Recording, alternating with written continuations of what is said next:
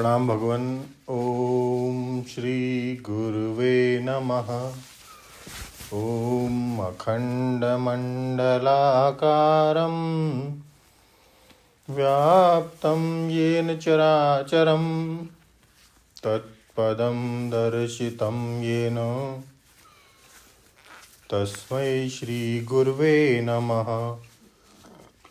ओम शांति शांति शांति।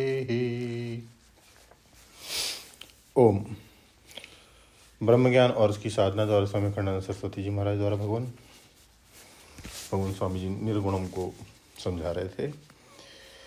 स्वामी जी कहते हैं कि गुणों का अनुभव कैसा, निर्गुणों का अर्थ समझने के लिए यह जरूरी है। अब स्वामी जी कहते हैं, जब हम अपने को मूढ़ अनुभव करते हैं, किं कर्तव्य विमूढ़, हड्डी मांस चाम का पुतला तो मैं हूँ, लेकिन हमको किस रास्ते से चलना चाहिए, क्या काम करना चाहिए, यह नहीं सूझता है। उस समय मालूम पड़ता है कि मूढ़ो अहम, मैं मूढ़।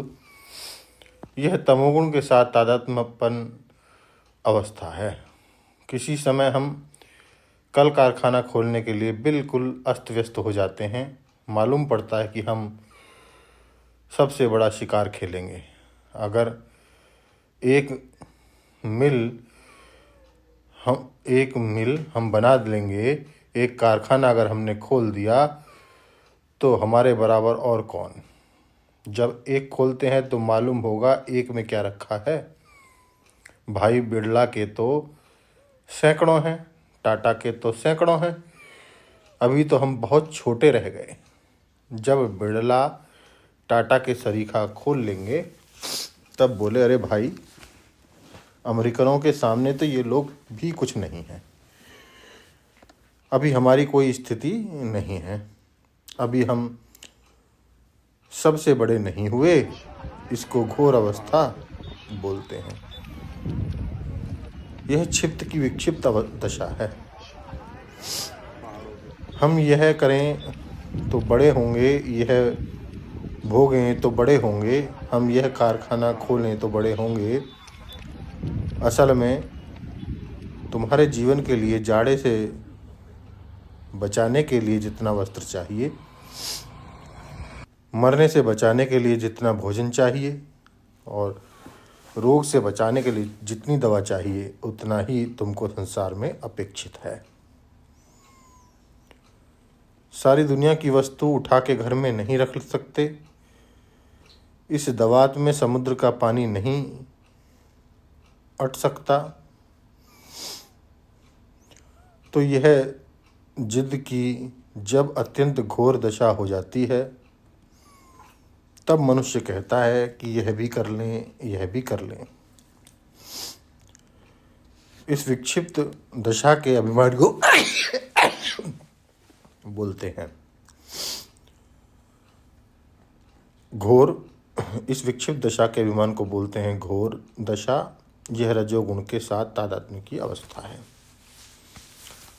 तो मूढ़ दशा का अपने आप में आरोप करना तमोगुण के साथ तादात्म्य है, और विक्षिप्त दशा का, घोर दशा का अपने साथ आरोप कर लेना, उसको साथ स्वयं तादात्म्य हो जाना, इसको रजोगुण दशा बोलते हैं।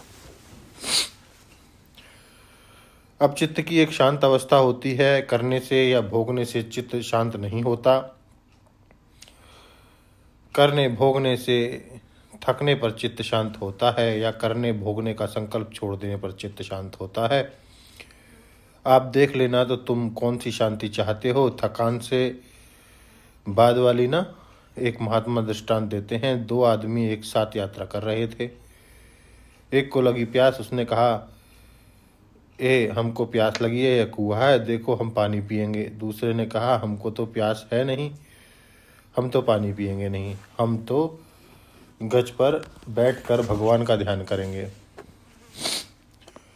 तुम्हें पानी पीना है तो करो कोशिश। तब वह बेचारा गांव में गया, वहां से लोटा डोरी मांग के लाया, लोटे को मांजा, धोया, उसके बाद पानी खींचा, पिया। पीकर बोला, भाई अब हम भी तृप्त हो गए। तो उस आदमी को प्यास नहीं लगी थी, वह जिस अवस्था में था शांत बैठा था, और जिसको प्यास लगी थी वह लोटा डोरी लेके आया, मांजा धोया, पानी खींचा, पिया। उसके बाद उसकी प्यास बुझ गई, और बिना प्यास के पहला मनुष्य जिस स्थिति में पहले से ही था उसी स्थिति में खुश था। माने उसको प्यास थी, उसको तो बड़ी कोशिश करनी पड़ी, और जिसको प्यास नहीं थी वह तो पहले से ही उस संतोष की दिशा में बैठा हुआ था।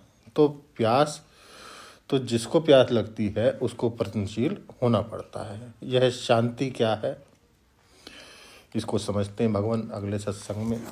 ओम शांति शांति शांति। प्रणाम भगवान।